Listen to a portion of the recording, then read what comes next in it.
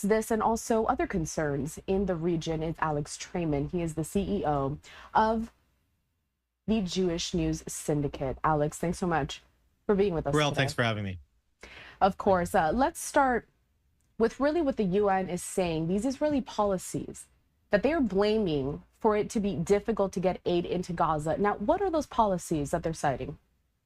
Well, while they're blaming Israeli policies, they're not saying that the aid is not getting inside the Gaza Strip through the Kerem Shalom crossing. Israel is facilitating the humanitarian aid to enter into the Gaza Strip. They're saying that they are halting the aid because armed gangs are basically kidnapping, stealing the aid that's supposed to be going to the Palestinian citizens in Gaza. And instead, you have Hamas-run armed gangs that are taking the aid and not allowing it to get to the people that it's supposed to get to.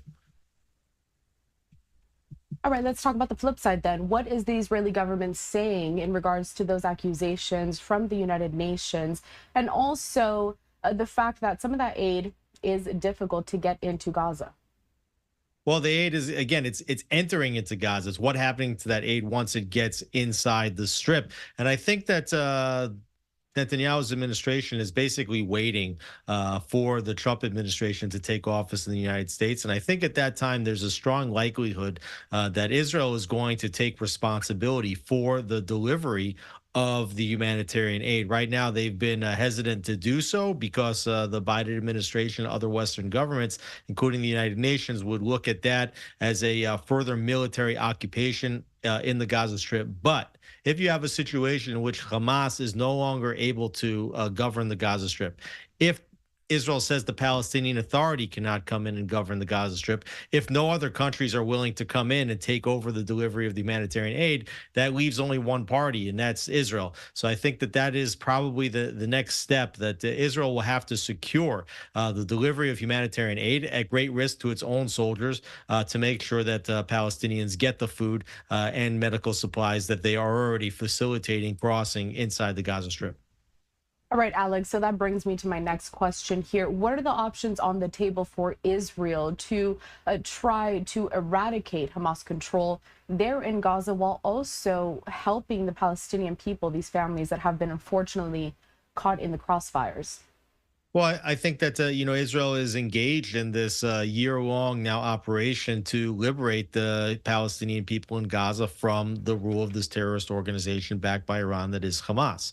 And at some point, they're going to have to go back through and to reattack these consolidated terror factions that continue to pop up, and to make sure that the humanitarian aid gets to where it needs to go. It's a long process, and unfortunately, that's what happens when you have terrorist organizations that hide among civilian populations. I want to bring out back live this look out of Jerusalem in Israel. So meanwhile, earlier this week, a former top Israeli general and defense minister had accused the government of ethnic cleansing in northern Gaza. Now, those comments coming from Moshe Yaalon, who served as defense minister under Benjamin Netanyahu before quitting in 2016. Now, Yaalon has become a fierce critic of the Israeli government. But talk to us, Alex, about the sentiment felt at this moment within Netanyahu's cabinet. Well, I think inside Netanyahu's cabinet, the position is united. I mean, when you talk about the ethnic cleansing in Gaza, you have the exact opposite of an ethnic cleansing. In all war situations, usually refugees that are displaced have the option and the opportunity to leave the war zone. Gaza Strip's probably the only war zone in recent history where refugees are not permitted to leave by any exit. So there's really no ethnic cleansing, and there's no displacement of citizens outside of the Strip. Displaced citizens still remain inside the Gaza Strip. Now, there is talks amongst the cabinet in Israel to try to push with the Trump administration when they come into office to allow Gazans that wish to resettle the opportunity to do so. But there's not going to be any forced displacement by Israel of any Palestinian citizens. So I think that the claims of ethnic cleansing are unfounded. They go to hurt the government of Israel, specifically meant to hurt Netanyahu, specifically aimed at getting other countries to make good on the arrest warrants by the International Criminal Court. And it's sad to see a former chief of staff and defense minister who was an ally of Netanyahu saying these things, which are so deeply harmful to the hundreds of thousands of Israeli soldiers that have risked their lives to protect the home front, fighting inside the Gaza Strip.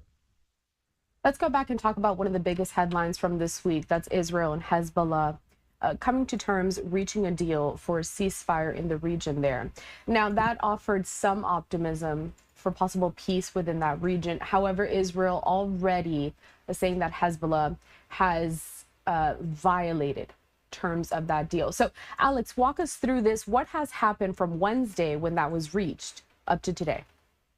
Well, the terms of the agreement state that there's a 60-day window for Israel to draw down its troops outside of southern Lebanon back into Israel. At the same time, they are there to make sure that Hezbollah does not draw back down and fill the vacuum in southern Lebanon. Hezbollah needs to remain north of the Litani River, about 18 miles north of the border with Israel. But we've already seen that Hezbollah, from the first moment, has tried to infiltrate down into southern Lebanon. You have the Lebanese army, which is supposed to be a guarantor and to fill the vacuum in southern Lebanon that's going to be voided by the IDF. Now, who is the Lebanese army? This is a very weak army that has often been infiltrated by Hezbollah. And so the question is, like, how serious are the violations on both sides?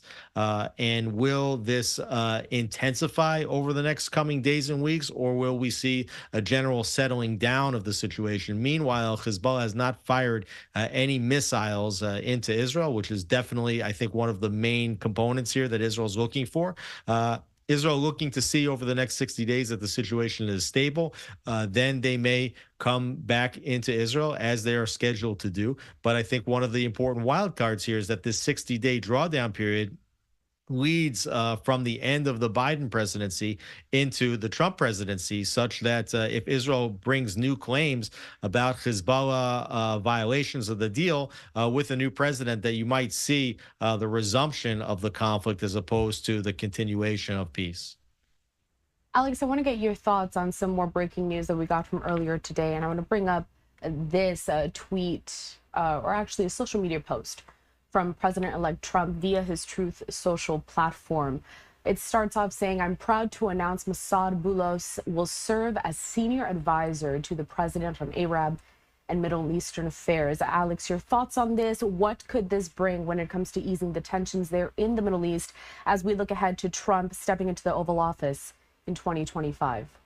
Well, Mossad Boulos is a Lebanese Christian, and if you look at Lebanon, the country is really split between one third, mostly Maronite Christians, about a third that are Shiite, which have typically ties to Iran, and then you also have a third that are Sunni. So there's a major power inside Lebanon. And I think by appointing a Maronite Christian, a Christian, Lebanese Christian, to this post, I think that you're going to see the Trump administration putting their support behind the Christians to take back the country away from Islamic fundamentalists. The post did say that he wants peace in the Middle East. And I think that in the first administration, Donald Trump demonstrated that peace in the Middle East means normalization agreements between Arab countries and the state of Israel. So I think that if you can actually get to a meaningful ceasefire between Lebanon and Israel, and you can negate Hezbollah's influence in that country, if you can re-empower the Christian minority to take back that country, to expel Hezbollah from the parliamentary system, you might even see one day where Lebanon and Israel can normalize relations. I think that the peoples in both countries, except for the Islamic fundamentalists, would be very happy to see that happen. Alex, before I let you go, anything you feel like you would like to add that we didn't discuss during this interview? Well, I think that it's important to watch what happens in Syria. It's important to watch what's happening in Iran and Syria. We see that the country is devolving back into civil war. As Iran is getting weaker, we see that Turkish-backed forces are trying to fill that vacuum. Iran has destabilized so many countries in the Middle East, including Iraq, including Syria, including Lebanon. These are all failed states. Yemen, Gaza, and they will try also to destabilize Jordan. And we're seeing now the failure of the policies of the Biden administration, of the former Obama administration, to try to put their backing behind Iran. Iran just went through and destabilized everything, and they've also attacked Israel directly. It will be interesting to see when the new president comes into office on January 20th, if Israel will then redirect its attention from Lebanon and from Gaza to Iran, which is the head of this terror octopus and the most belligerent actor in the entire region. All right, Alex Traiman, the CEO of the Jewish News Syndicate, we appreciate your time here at Live Now from Fox. Take care. Thanks for having me. Thank you. Of course. I do want to continue, though.